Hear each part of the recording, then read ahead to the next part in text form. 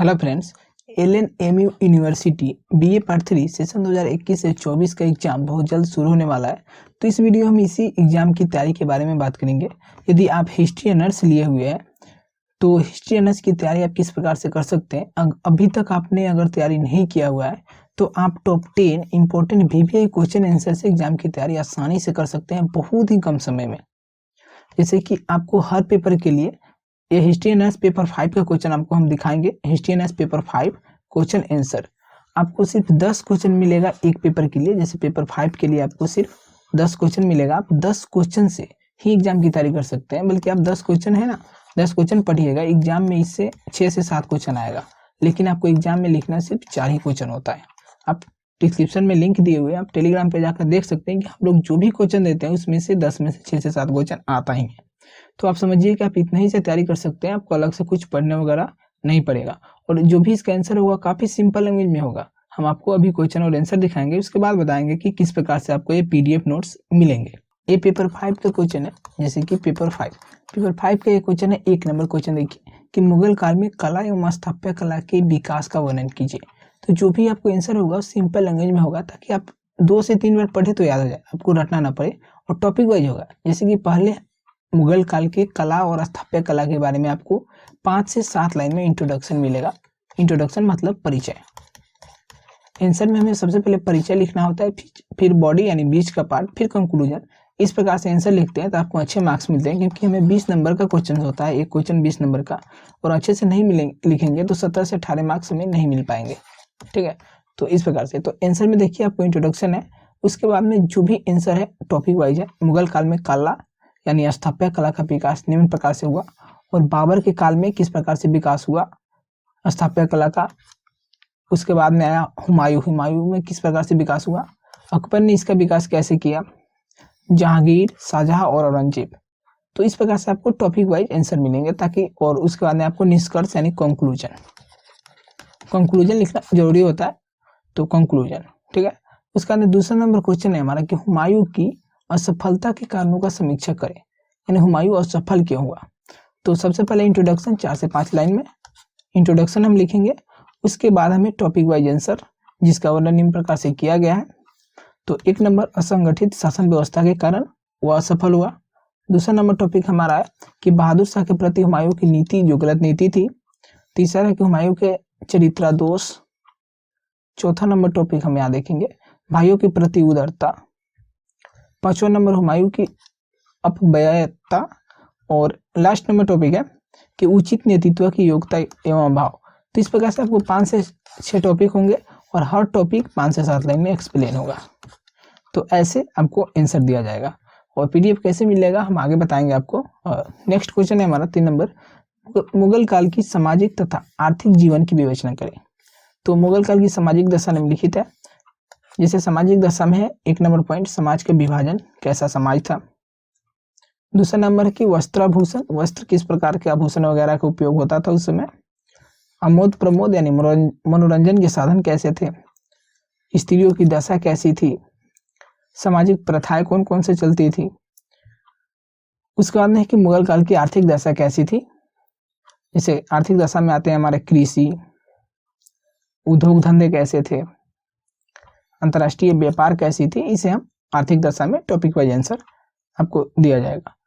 अगला क्वेश्चन है हमारा, शाहजहां का शासन काल स्वर्ण युग था या विरोधाभास का युग, विवेचना करें।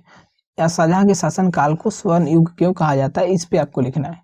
तो सबसे पहले यहाँ पे हम समझेंगे इंट्रोडक्शन में कि शाहजहां के युग को स्वर्ण युग या विरोधाभास का युग कैसे समझते हैं।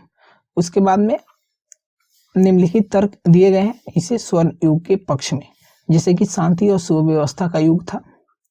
दूसरा नंबर टॉपिक बनाया गया कि सड़कों की व्यवस्था कैसी थी। सामान्य न्याय का युग, समृद्धि का युग। इस प्रकार से टॉपिक वाइज आंसर होंगे। अगला क्वेश्चन है हमारा, शिवाजी के प्रशासनिक व्यवस्था पर प्रकाश डालिए, यानी शिवाजी की प्रशासनिक व्यवस्था कैसे थे। तो शिवाजी के प्रशासन पर पहले आपको इंट्रोडक्शन 4 से 5 लाइन में, ठीक है। उसके बाद में आपको टॉपिक वाइज आंसर होगा यहाँ पे। जैसे पागा सेना, कौन कौन से सेना थे उनके पास, सिलादार, पैदल सेना, इन सभी के बारे में, ठीक है। और 6 नंबर क्वेश्चन है, मुगल काल में शिक्षा के विकास पर प्रकाश डालिए। मुगल काल में शिक्षा कैसी थी, तो शिक्षा के बारे में इंट्रोडक्शन, उसके बाद में टॉपिक वाइज आंसर, जैसे प्रारंभिक शिक्षा कैसी थी, उच्च शिक्षा कैसी थी, परीक्षा की पद्धति कौन कौन से थे, स्त्रियों की शिक्षा कैसी थी, इस प्रकार से टॉपिक वाइज आंसर होंगे। और नेक्स्ट क्वेश्चन है, बाबर के आक्रमण के समय भारत की राजनीतिक स्थिति का वर्णन कीजिए। जब बाबर आक्रमण किया था तो भारत की राजनीतिक स्थिति कैसे थे, तो इंट्रोडक्शन होगा सबसे पहले आपको, इंट्रोडक्शन के बाद में यहाँ पे टॉपिक वाइज आंसर, जैसे दिल्ली का शासन व्यवस्था कैसा था, पंजाब में कैसी राजनीतिक व्यवस्था थी, बिहार, बंगाल, मालवा, ठीक है, खानदेश वगैरह। नेक्स्ट क्वेश्चन है हमारा, मुगल साम्राज्य के केंद्रीय तथा प्रांतीय प्रशासन की प्रमुख विशेषता। तो सबसे पहले मुगल साम्राज्य के प्रशासन के बारे में आपको इंट्रोडक्शन होगा। इंट्रोडक्शन लिखने के बाद में आप केंद्रीय और प्रांतीय दोनों प्रशासन को बांट कर लिखेंगे। मुगलों के केंद्रीय प्रशासन व्यवस्था निम्नलिखित थी। 1 नंबर में मुगल का बादशाह, दूसरा पॉइंट है शासक वर्ग, तीसरा पॉइंट है कि बादशाह ए मंत्रा, जिसमें मंत्रीगण आते हैं, जैसे प्रधानमंत्री हो गए और मंत्री वगैरह। मुगलों के प्रांतीय शासन कैसे थे, तो प्रांतीय में कोतवाल, जैसे कि गांव के शासन अभी हो गया है, उस तरह से प्रांतीय शासन था। इसका भी आंसर आपको टॉपिक वाइज मिलेंगे। नेक्स्ट क्वेश्चन है, औरंगजेब की राजपूत नीति की विवेचना करें। औरंगजेब की राजपूत नीति कैसी थी, तो औरंगजेब की राजपूत नीति के बारे में इंट्रोडक्शन 4 से 5 लाइन, उसके बाद में टॉपिक वाइज आंसर, जैसे बीजापुर पर अधिकार,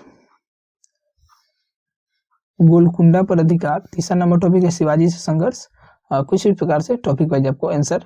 नेक्स्ट क्वेश्चन है, औरंगजेब की दक्षिण नीति का परीक्षण, इसके दक्षिण नीति कैसे थे, तो दक्षिण नीति के बारे में इंट्रोडक्शन हम लिखेंगे। उसके बाद जैसे कि औरंगजेब के दक्षिण नीति के संबंध में बी स्मिथ ने लिखा है, और इस प्रकार से कोटेशन करते हैं, आपको कोटेशन लिखते हैं तो फिर इस पे 1-2 मार्क्स बढ़ जाते हैं। नेक्स्ट है कि औरंगजेब की दक्षिण नीति के उद्देश्य कौन कौन से उद्देश्य थे, और उसके बाद में जो निम्नलिखित है, दक्षिण नीति की 3 शक्तियों से संघर्ष करना पड़ा, और इस प्रकार से आपको लिखना है। नेक्स्ट क्वेश्चन है कि अकबर की राजपूत नीति का आलोचनात्मक परीक्षण। आलोचनात्मक का मतलब है कि इसमें जो भी बुराई है उसके बारे में बताना है, बुराइयों के बारे में भी आपको एक्सप्लेन करना है। तो कुछ इस प्रकार का क्वेश्चन आंसर आपको मिलेगा, जैसे कि हिस्ट्री ऑनर्स पेपर 5, 6, 7 और 8, इन चारों पेपर का क्वेश्चन आंसर आपको मिल जाएगा। बल्कि एक ही नहीं, पेपर 5, 6, 7, 8 का एग्जाम होता है, आपको चारों पेपर का क्वेश्चन आंसर पीडीएफ फॉर्मेट में मिलेगा। और किस प्रकार से मिलेगा, तो क्वेश्चन आंसर के लिए आपको इस नंबर पे व्हाट्सअप करना है, आप इस नंबर पे व्हाट्सअप कीजिएगा, और व्हाट्सएप पे आपको लिखना है कि LNMU पार्ट 3 क्वेश्चन, और अपना सब्जेक्ट लिखना है हिस्ट्री ऑनर्स, लिखकर सेंड कीजिएगा। आपको व्हाट्सएप पे रिप्लाई मिलेगा, और व्हाट्सएप पे ही पीडीएफ आपको व्हाट्सएप पे ही सेंड कर दिया जाएगा। आप इसी से 100% एग्जाम की तैयारी कर सकते हैं। खैर, इसके लिए आपको पीडीएफ का मेंटेनेंस चार्ज पेमेंट करना पड़ेगा। कोई एक छोटा सा चार्ज है, इसे पेमेंट करने के बाद आपको पीडीएफ मिल जाएगा, और इतना ही इस एग्जाम की तैयारी कर सकते हैं। टेलीग्राम का लिंक डिस्क्रिप्शन में, आप वहाँ पे जाकर देखिए कि जो भी हम लोग 10 क्वेश्चन देते हैं उसमें से 6 से 7 क्वेश्चन एग्जाम में आते ही है, लेकिन आपको सिर्फ 4 ही लिखना होता है। तो पीडीएफ के लिए व्हाट्सएप कीजिए। Thank you so much.